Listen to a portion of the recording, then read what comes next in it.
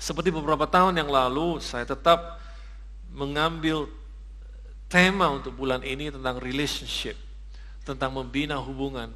Kenapa demikian? Karena sekali lagi membina hubungan adalah sangat penting dalam kehidupan kita sehari-hari. Dan saya mau sebagai seorang partner GBCC, saudara adalah orang yang pandai dalam membina hubungan. Saudara adalah orang pandai membina hubungan. Dalam Amsal pasal yang ke-12 ayatnya yang ke-26, saya beri judul khotbah saya ini Connecting People. Connecting People. Dalam Amsal 12 ayatnya yang ke-26, firman Tuhan berkata seperti ini, orang benar mendapati tempat pengembalaannya, tetapi jalan orang fasik menyesatkan mereka sendiri. Orang benar mendapati tempat pengembalaannya, tetapi jalan orang fasik menyesatkan mereka sendiri. Dalam New International Version agak sedikit berbeda, dikatakan seperti ini. A righteous man is cautious in friendship, but the way of the wicked leads them astray. Orang benar itu berhati-hati dalam membina pertemanan atau persahabatan. Ada orang benar di tempat ini? Orang benar itu cautious in friendship, berhati-hati dalam membina persahabatan. Nah, saya mau saudara jadi orang yang berhati-hati dalam membina persahabatan, sebab persahabatan itu menentukan kehidupan saudara. Hubungan atau relationship akan mengantarkan Anda kepada cita-cita Anda, akan mengantarkan Anda kepada vision atau mimpi yang saudara punya, atau hubungan atau relationship yang saudara bina akan justru membawa saudara jauh dari cita-cita Anda. Itu semua ditentukan oleh hubungan. Relationship, hubungan yang saudara bina sangat menentukan apakah saudara bertambah nilai atau saudara berkurang nilainya. Relationship yang saudara bina akan membawa saudara mendekat kepada terang atau menjauh daripada terang.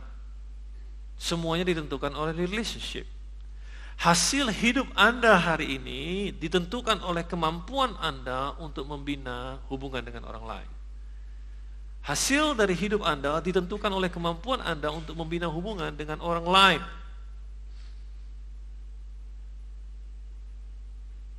Seseorang hancur hati atau patah hati atau kecewa, baik dalam hubungan pacaran atau dalam pernikahan atau dalam hubungan bisnis, mereka hancur hati atau mereka patah hati karena buah dari hubungan yang tidak mengindahkan atau tidak dikendalikan oleh batas moral atau etika. Think about it. Rob Thompson yang mengatakan ini. Saya hanya menerjemahkannya buat saudara. Patah hati atau hancur hati adalah buah dari hubungan yang tidak mengindahkan atau tidak dikendalikan oleh batas etika.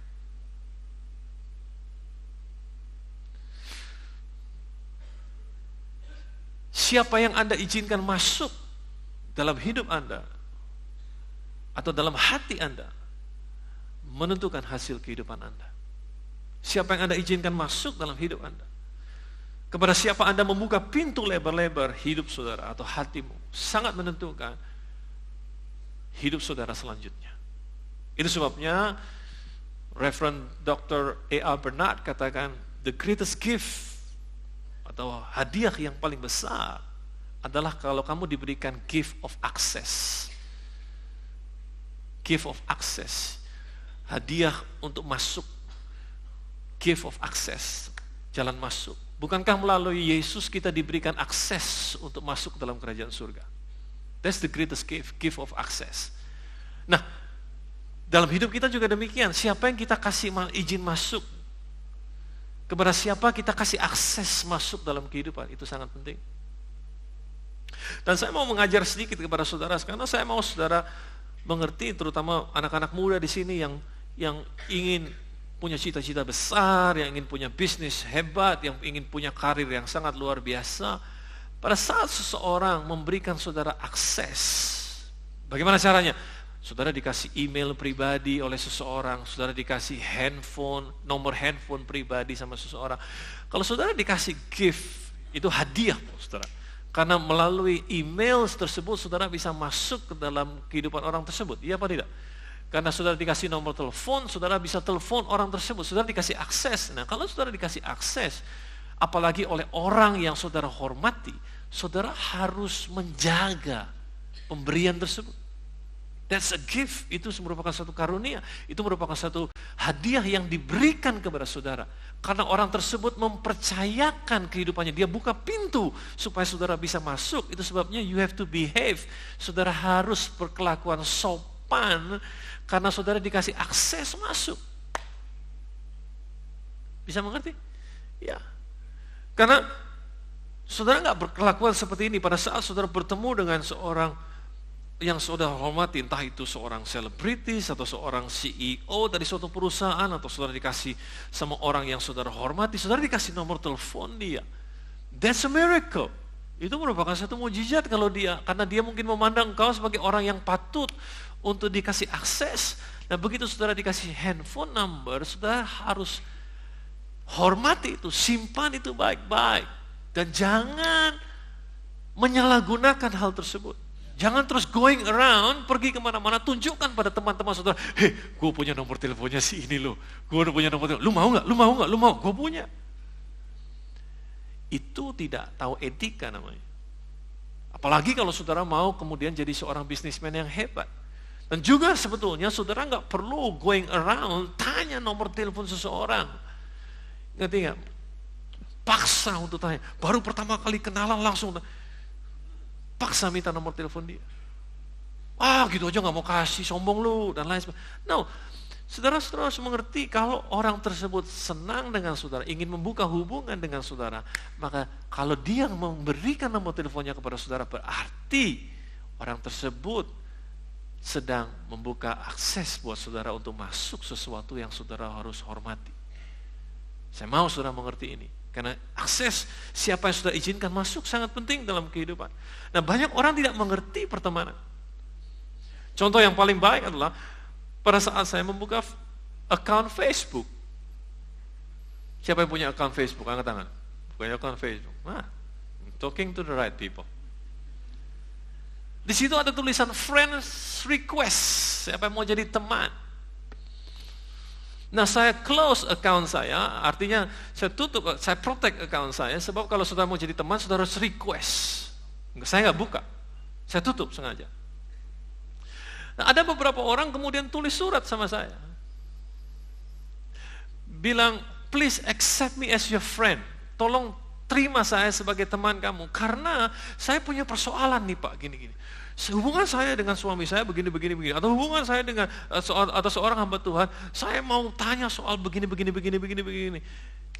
Hey, mungkin Anda mesti baca tulisannya itu friend request. Saudara ini mau jadi friend atau mau jadi pasien? Dua hal yang berbeda. Bisa mengerti yang saya maksud? If you want to be a friend, you know. Tapi banyak orang mau jadi, please accept me as your friend, padahal yang dia maksud dia minta jadi pasien. I want to counseling, saya mau counseling dengan Bapak dan lain sebagainya. Berkali-kali saya harus balesin surat itu. Saya buka account Facebook ini bukan untuk counseling. Because I want to give you access to be my friend. Bisa ngerti yang saya maksud? Friendship. Penting untuk kita mengerti kepada siapa kita kasih akses dalam kehidupan kita. Sangat menentukan. Nah, saya mau saudara buka 2 Tawari pasal yang ke-20. 2 Tawari pasal yang ke-20. Nah, kalau kita bicara 2 Tawari pasal yang ke-20, terutama teman-teman yang berkecimpung di praise and worship, langsung tahu karena ayat itu sedikit banyak bicara soal praise and worship sebetulnya. Dalam 2 Tawari pasal yang ke-20, tentang judulnya kemenangan atas Moab dan Amon, akhir pemerintahan Raja Yosafat. Saudara bisa baca suatu kisah yang sangat luar biasa. Nah, tapi saya mau saudara langsung loncat ke ayat yang ke-31, dikatakan Yosafat memerintah atas Yehuda, ia berumur 35 tahun pada waktu ia menjadi raja. Dan 25 tahun lamanya ia memerintah di Yerusalem. Nama ibunya adalah Asuba, anak Silhi. Ia hidup mengikuti jejak Asa ayahnya, tidak menyimpang daripadanya, perhatikan, dan melakukan apa yang benar di mata apa? Tuhan. Siapa yang percaya kalau dia melakukan apa yang benar di mata Tuhan, pasti hidupnya diberkati Tuhan. Betul apa tidak? Pasti masa depannya sangat luar biasa karena dia melakukan apa yang benar di mata Tuhan. Nah, perhatikan, hanya bukit-bukit pengorbanan tidak dijauhkan. Bangsa itu belum mengarahkan hatinya kepada Allah, nenek moyang mereka. Selebihnya dari riwayat Yosafat, dari awal sampai akhir, sesungguhnya semuanya itu tertulis di dalam riwayat Yehu bin Hanani yang tercantum di dalam kitab Raja-Raja Israel. Nah, sesuatu terjadi di akhir hidup Yosafat. Yaitu di ayat 35, kemudian, saya nggak tahu kenapa dia berbuat seperti ini. Mungkin saja karena dia berpikir, nothing can go wrong with me. Mungkin saja dia berpikir, nggak ada yang bisa salah lagi dengan kehidupan saya. Karena berkat Tuhan mungkin yang dia rasakan selama ini. Tapi di ayat 35, kemudian Yosafat, Raja Yehuda, bersekutu. Semua orang katakan bersekutu. 1, 2, 3. Bersekutu dengan Ahazia, Raja Israel yang fasik perbuatannya. Dia bersekutu dengan Raja Ahazia yang fasik perbuatannya. Dan ia bersekutu dengan Ahazia untuk, 2 kali disebut bersekutu di sini, untuk membuat kapal-kapal yang dapat berlayar ke Tarsis. Kapal-kapal itu dibuat mereka di Ezion Geber. Tetapi Eliezer bin Dodawa dari Maresa bernubuat terhadap Yosafat, katanya, karena engkau bersekutu dengan Ahazia. 3 kali kita dengar kata bersekutu. Maka Tuhan akan merobohkan pekerjaanmu. Saudara lihat itu? Dia nggak lagi menerima berkat karena asosiasi dia yang salah, karena persekutuan dia yang salah. Kemudian Tuhan tidak lagi memberkati dia. Lalu kapal-kapal itu pecah dan tidak dapat berlayar ke Tarsis. Ini yang saya bilang, persekutuan sangat penting. Dengan siapa saudara bikin friendship sangat penting karena menentukan masa depan saudara. Dan berkali-kali setiap tahun di bulan Februari, kami mendedikasikan 1 bulan khusus untuk bicara soal relationship. How to build relationship. Sebab masa depan saudara sangat ditentukan oleh dengan siapa saudara berteman. Mari kita buka. Untuk mengingatkan saudara, saya pernah berkhotbah dari Mazmur pasal yang pertama. Hanya untuk refresh your memory saja. Mazmur pasal yang pertama. Mazmur pasal yang pertama, ayat yang pertama dikatakan, berbahagialah orang yang tidak berjalan menurut nasihat orang fasik, yang tidak berdiri di jalan orang berdosa, dan yang tidak duduk dalam kumpulan apa? Pencemooh. Ayat ini bicara soal relationship. Dikatakan berbahagialah orang yang tidak berjalan menurut nasihat orang fasik, yang tidak berdiri di jalan orang berdosa, dan yang tidak duduk dalam kumpulan pencemooh. Kalau saya balik ayat ini tanpa mengurangi artinya, dikatakan sial betul orang yang berjalan menurut nasihat orang fasik, yang berdiri di jalan orang berdosa, dan yang duduk dalam kumpulan pencemooh. Ayat yang kedua bicara, tetapi yang kesukaannya ialah Taurat Tuhan. Hei, kita bicara soal manual book bulan lalu, betul? Yang kesukaannya adalah Taurat Tuhan. The instruction of God. Dan merenungkan Taurat itu siang dan malam. Baru ayat yang ketiga adalah akibat daripada ayat pertama dan ayat kedua. Ayat yang pertama bicara soal relationship, soal membina hubungan. Ayat yang kedua bicara soal the instruction of God, the principle of God's word. Baru ayat ketiga berkata, ia seperti pohon yang ditanam di tepi aliran air, yang menghasilkan buahnya pada musimnya, dan yang tidak layu daunnya. Apa saja yang diperbuatnya, apa? Berhasil. Saudara nggak bisa pisahkan ayat yang ketiga dari ayat yang pertama dan ayat yang kedua. Saudara nggak bisa pisahkan. Suatu kali saya masuk ke dalam sebuah ruangan gereja, ada ayat Mazmur pasal yang pertama ayat yang ketiga besar-besar dalam sebuah spanduk. Hei, betul ayat itu betul, tapi ayat itu hanyalah akibat daripada ayat pertama dan ayat kedua. Saudara nggak mungkin bisa sampai ke ayat yang ketiga kalau saudara abaikan ayat yang pertama dan ayat yang kedua. Dan ayat yang pertama especially bicara soal relationship. Nah, kenapa sih relationship begitu penting dalam kehidupan? Saudara harus mengerti ini karena manusia tidak diciptakan untuk sendirian. That's the basic principle. Karena untuk relate, saudara perlu dua objek. Untuk berhubungan, saudara perlu dua objek. Untuk saudara perlu dua manusia paling tidak. Perlu dua objek untuk saudara relate. Sendirian nggak bisa.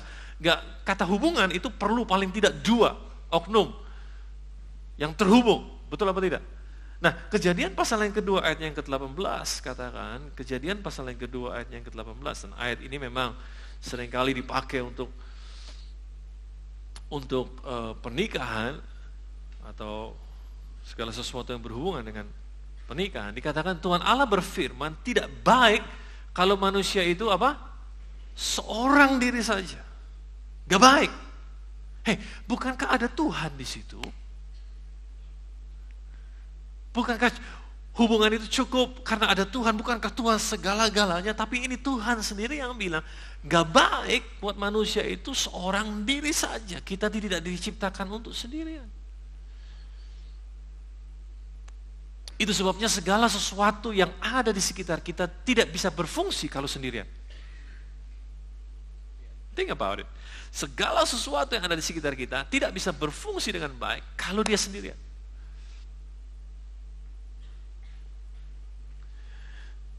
Contoh, handphone saudara. Handphone saudara hanya bisa berfungsi kalau ada baterainya. Baterainya bisa berfungsi kalau ada adapternya.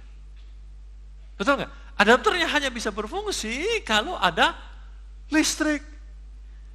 Masih ada banyak faktor-faktor yang menentukan supaya handphone saudara bisa bekerja. Segala sesuatu yang ada di sekitar kita ini tidak ada untuk sendirian.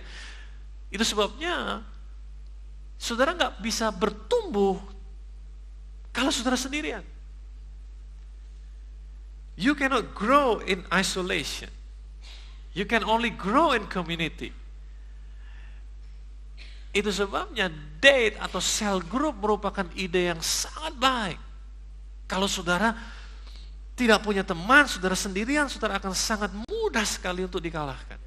Tapi kalau saudara punya teman yang seiman di sekitar saudara, now in community, dalam komunitas, saudara lebih bisa bertumbuh, saudara lebih bisa maju dalam komunitas.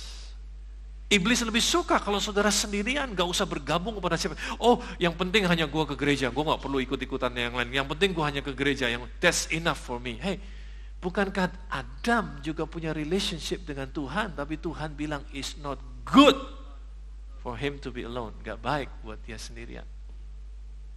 Gak baik untuk dia sendirian. Karena kita tidak ditentukan untuk sendirian. Kita ditentukan untuk punya relationship.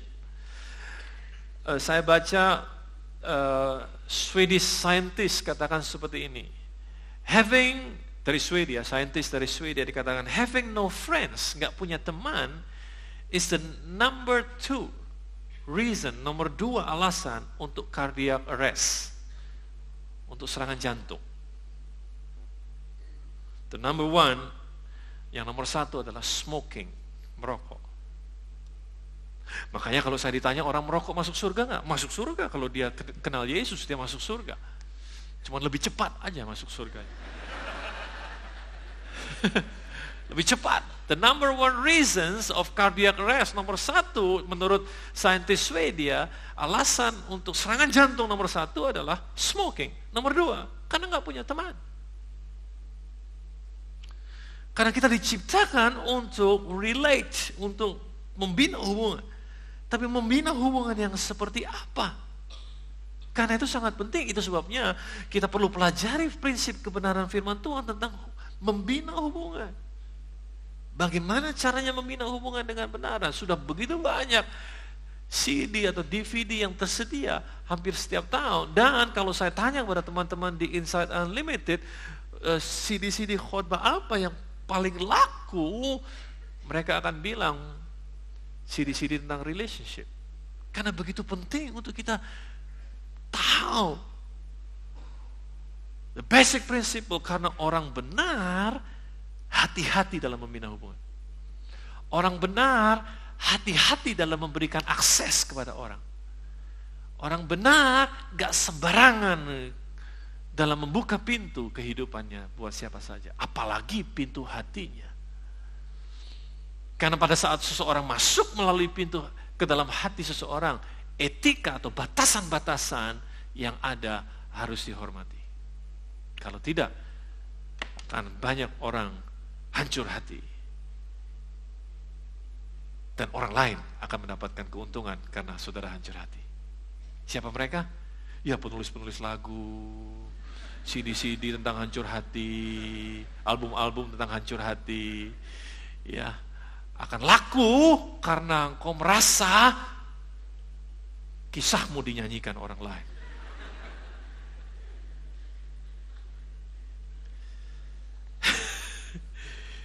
Mari kita belajar yang lain. Mari kita belajar bagaimana membina hubungan dengan benar. Karena, struggling through life, dalam hidup ini, dalam perjalanan kehidupan, tidak mudah karena sebagai orang percaya juga, seperti kata Brian Houston minggu lalu, bahwa iblis akan tidak senang kalau kita take territory. Iblis gak senang kalau kita maju, kalau kita memperlebar sinar kemana kita pergi.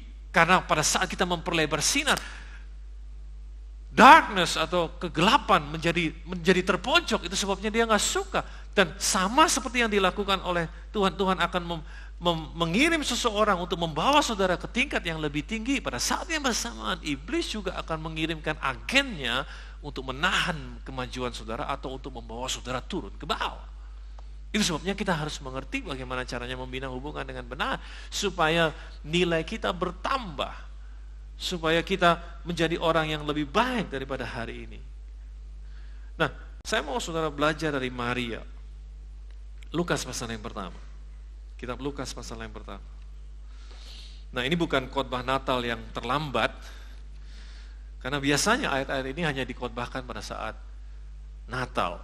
Nah, saya mau saudara lihat dari ayat yang ke-26 dalam Lukas pasal yang pertama. Dalam bulan yang ke-6, Allah menyuruh malaikat Gabriel pergi ke sebuah kota di Galilea bernama Nazaret kepada seorang perawan dia, yang bertunangan dengan seorang bernama Yusuf dari keluarga Daud. Nama perawan itu Maria. Ketika malaikat itu masuk ke rumah Maria, ia berkata, "Salam, hai engkau yang dikaruniai, Tuhan menyertai engkau." Maria terkejut mendengar perkataan itu, lalu bertanya dalam hatinya, apakah arti salam itu? Tapi malaikat itu berkata kepadanya, "Jangan takut, hai Maria, sebab engkau beroleh kasih karunia di hadapan Allah. Sesungguhnya engkau akan mengandung dan akan melahirkan seorang anak laki-laki, dan hendaklah engkau menamai dia" siapa? Yesus.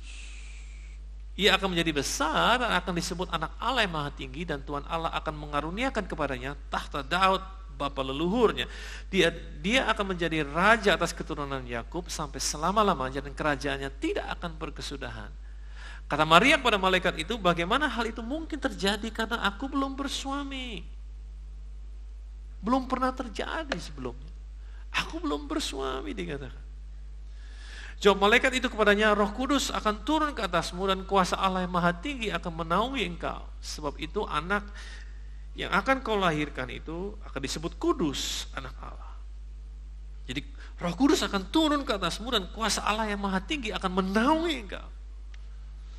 Ayat 36, "Dan sesungguhnya Elisabet sanakmu itu, ia pun sedang mengandung seorang anak laki-laki pada hari tuanya, dan inilah bulan yang ke-6 bagi dia, yang disebut apa? Mandul itu." Elisabet mandul, saudara. Dan pada saat dia menjelang masa tuanya, baru kemudian dia mengandung anak yang kemudian lahir, diberi nama Yohanes. Dan obviously jelas sekali bahwa Maria nggak tahu ini, itu sebabnya malaikat Tuhan kasih tahu. Oke, sebab bagi Allah, ayat 37, tidak ada yang mustahil. Kata Maria, sesungguhnya aku ini adalah hamba Tuhan, jadilah padaku menurut perkataanmu itu. Lalu malaikat itu meninggalkan dia. Saudara bisa bayangkan, pertemuan antara Maria dan malaikat tersebut, Gabriel, tidak disaksikan oleh orang lain.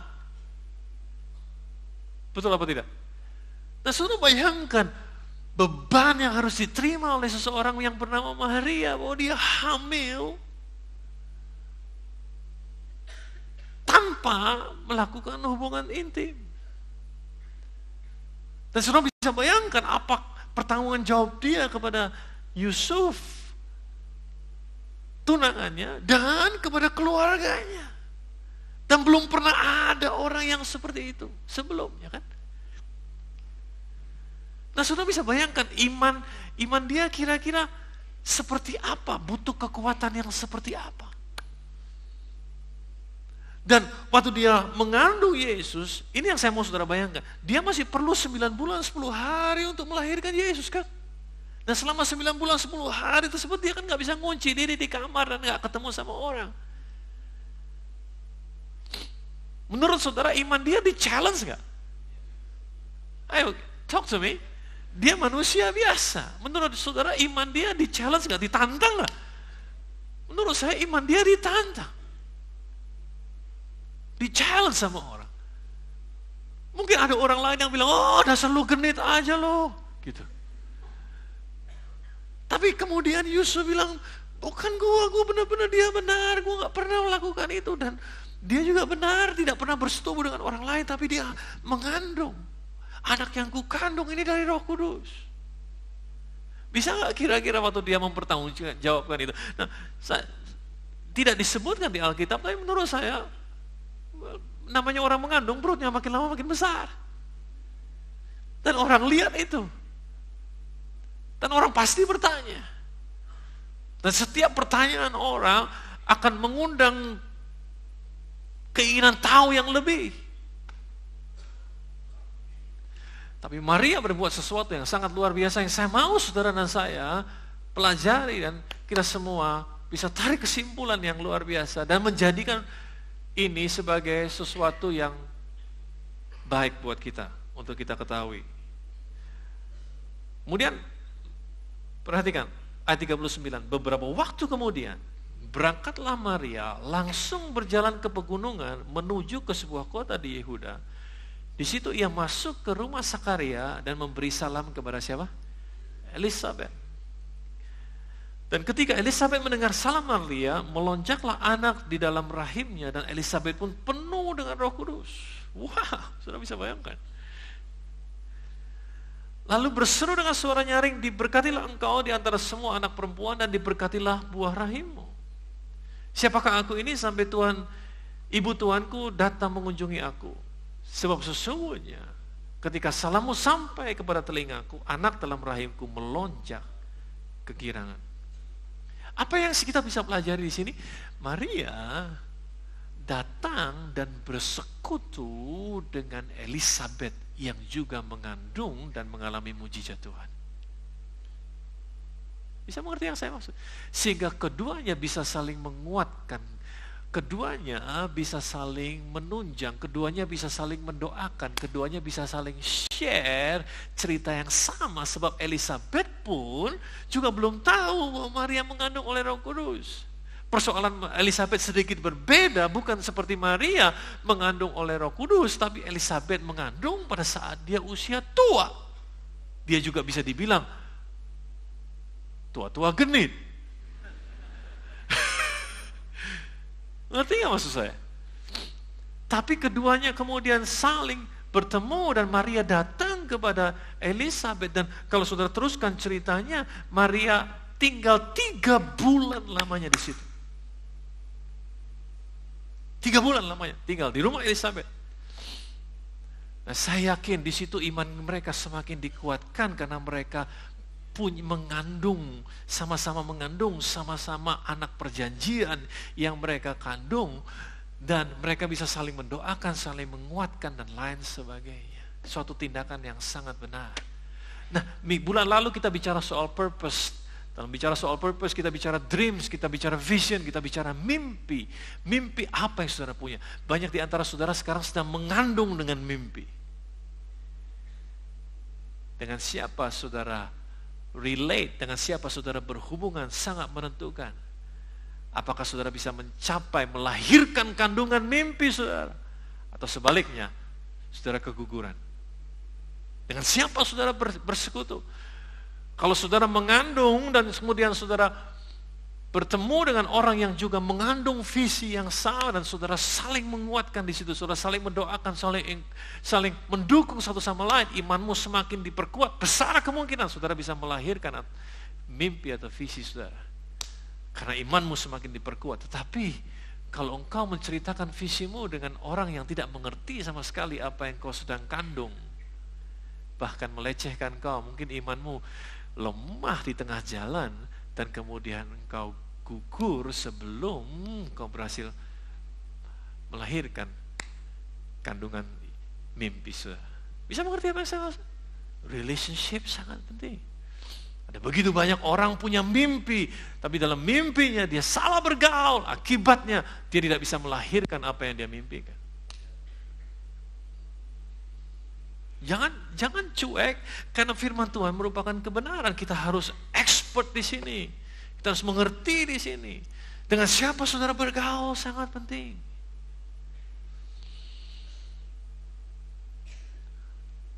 Bulan Maret yang akan datang, karena beban yang saya punya, kita akan bikin di hari Sabtu tanggal 27 Maret. Perhatikan baik-baik, belum ada di breaking news, tapi saya break sekarang. This is the real breaking news.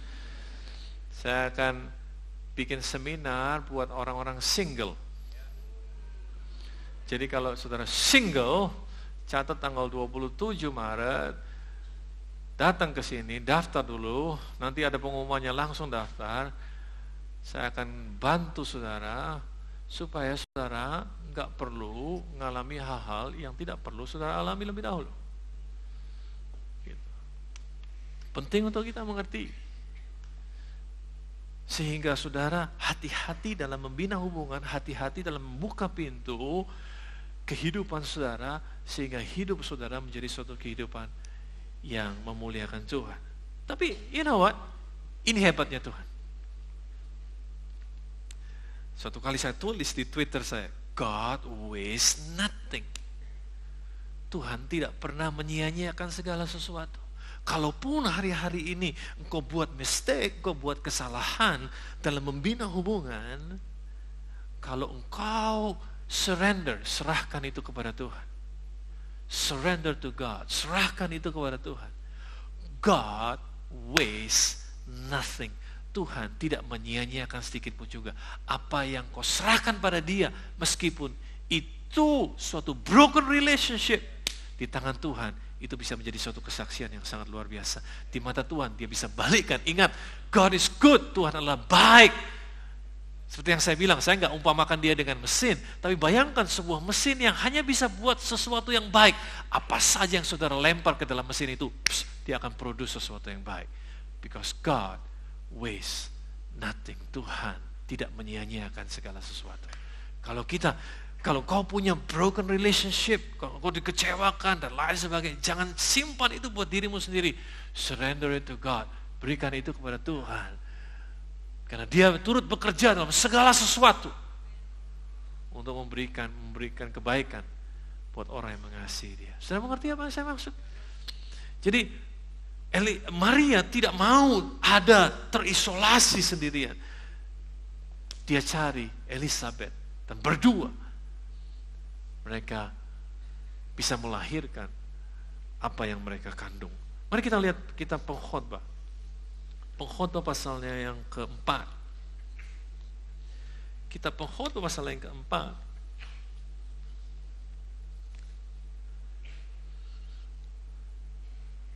Ayatnya yang ke-7 sampai ayatnya yang ke-12.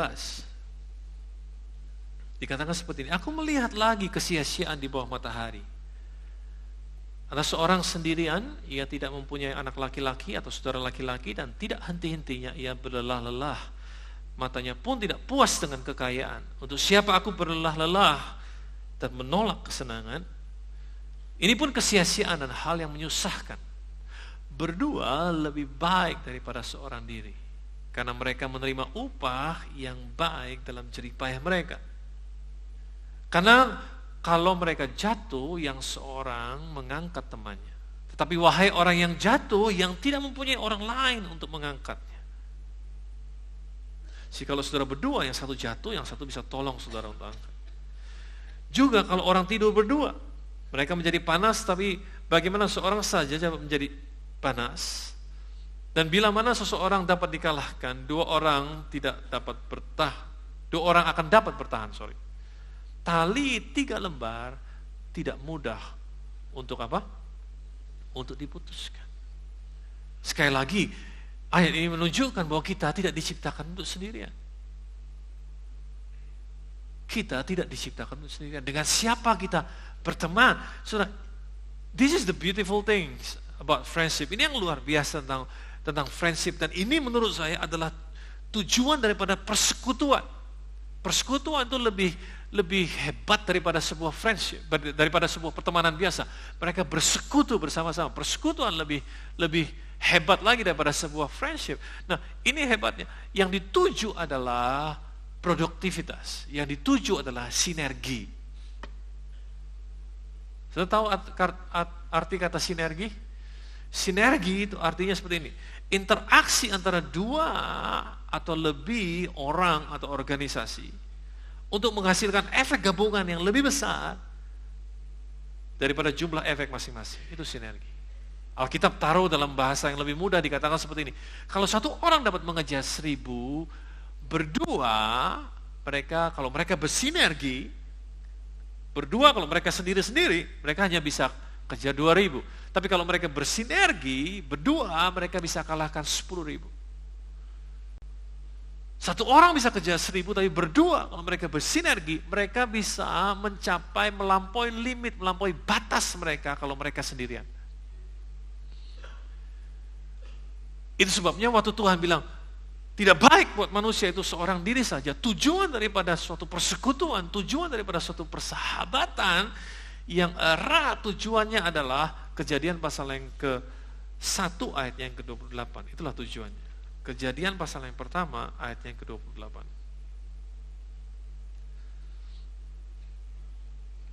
Saya ambil dalam bahasa Inggrisnya. Saudara bisa baca dalam bahasa Indonesia, saya ambil dalam bahasa Inggrisnya, saya ambil dari New Living Translation, dia katakan, then God blessed them and said, be fruitful and what? Multiply. Jadi tujuan daripada persekutuan, persahabatan adalah menghasilkan sesuatu yang produktif, menghasilkan sesuatu yang menguntungkan.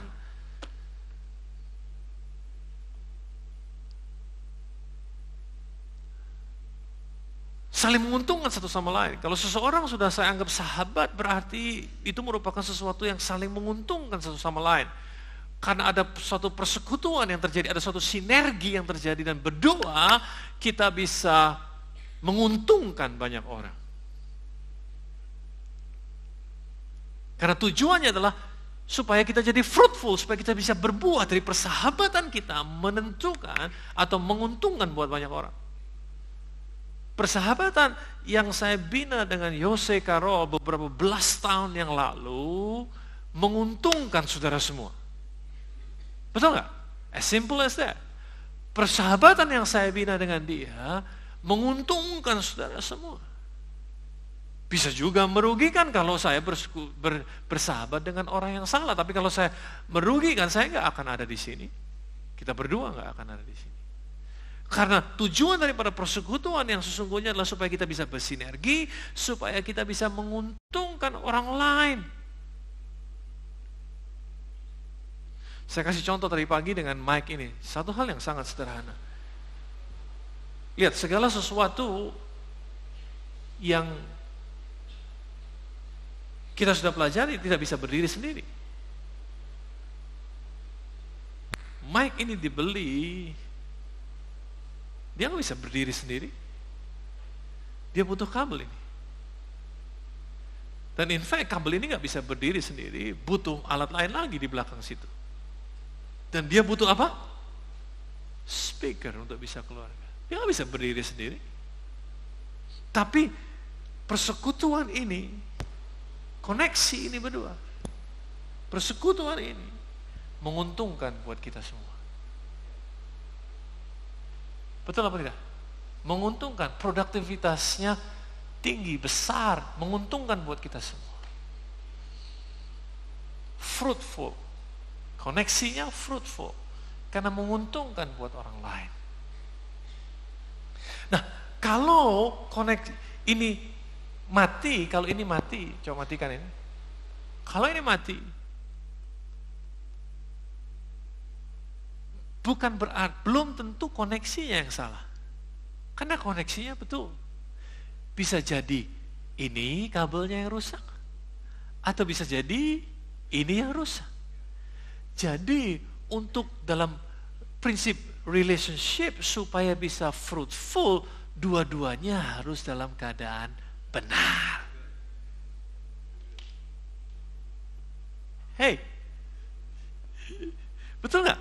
Dua-duanya harus dalam keadaan benar. Jadi nggak bisa cuma ini yang benar. Dan yang ini nggak benar. Oh nggak apa-apa, nanti dia bertobat gara-gara saya. No. Dua-duanya mesti benar. Sebab kalau dua-duanya benar, kemudian dia terhubung, baru dia bisa menguntungkan buat orang lain. Fruitful and multiply. Tapi bisa juga ini benar dan ini benar, tapi keduanya tidak untuk dihubungkan. Ini bukan koneksi yang benar. Bisa ngerti yang maksud saya? Jangan berpikir terlalu jauh. Beberapa mikirnya kalau kelewatan jauh, kelihatan kebaca soalnya. Saya cuma mau kasih tahu pada saudara, kalau saudara dengar khotbah seperti ini, jangan terus kemudian, oh kalau gitu kita pisah aja, oh kalau gitu. Tunggu sebentar, kita mesti cek lebih dahulu, apa permasalahannya, entahkah di koneksinya, entahkah di pribadinya masing-masing, dan lain sebagainya, sebab masih diperlukan check and balance, check and recheck, untuk bisa melihat segala sesuatu dengan benar. Tetapi yang paling penting dari semuanya, kita tidak ada di sini untuk judge orang lain. Kita ada di sini untuk cek diri kita sendiri. Apakah saya adalah orang benar? Sebab itu yang paling utama dibutuhkan. Kita harus jadi orang benar lebih dahulu. Kita harus jadi orang benar lebih dahulu. Makanya firman Tuhan katakan, hukum yang terutama adalah kasihilah Tuhan Allahmu dengan segenap hatimu, dan kemudian kasih orang lain seperti engkau mengasihi dirimu sendiri. Jadi Tuhan pertama, karena engkau mengenal Tuhan, engkau kenal dirimu, engkau tahu who you are, engkau tahu siapa diri saudara, kemudian itu memudahkan saudara untuk connect dengan orang lain. Kalau saudara tahu bahwa saudara seperti ini, maka saudara tahu bahwa yang kau butuhkan adalah tipe-tipe seperti ini untuk berfungsi. Betul? Kalau engkau tahu bahwa engkau butuh tipe-tipe seperti ini kalau berfungsi. Kalau engkau mau berfungsi. Kau nggak sembarangan nempel sama orang. Kalau ini sembarangan nempel sama orang, berarti dia masih belum tahu dirinya siapa. Dia hanya cari yang dia bisa connect. Jadi understanding who you are sangat penting. Punya identitas diri sangat penting. Tahu siapa saudara. What is the purpose of God in your life. Sehingga saudara gak sembarangan bergaul dan buka akses dalam kehidupan orang. Oh ya, banyak orang baik saudara. Tapi gak perlu saudara kasih akses masuk dalam kehidupan saudara, karena gak ada hubungannya dengan saudara. Bisa ngerti yang saya maksud? Iya. Tapi koneksi yang kita mau, kalau kita connect dengan orang, itu produktif buat orang lain. Bisa menguntungkan buat orang lain. Bayangkan, kalau ini ketemu bersama-sama, kalau ini ketemu, maka kalau kita bicara purpose, ingat bulan lalu, semua partikel, semua bagian daripada dia, akan bekerja sama dan bilang yes, untuk inilah aku diciptakan. Dan mereka bersinergi, mereka menguntungkan buat orang lain. Dan itu yang Tuhan mau dalam persahabatan kita. Dia ingin kita menguntungkan buat orang lain. Bayangkan kalau yang satu menguntungkan, bertemu dan menguntungkan yang lain, maka hidup kita bisa menjadi berkat buat banyak orang. Amin. Ya, tidak merugikan. Korsleting itu merugikan. Betul?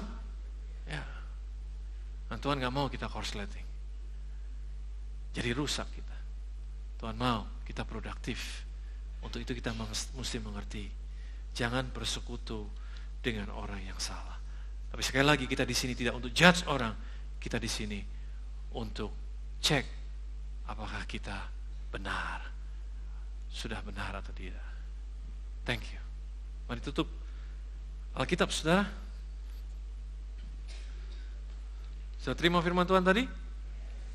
Orang benar berhati-hati dalam membina sebuah persahabatan.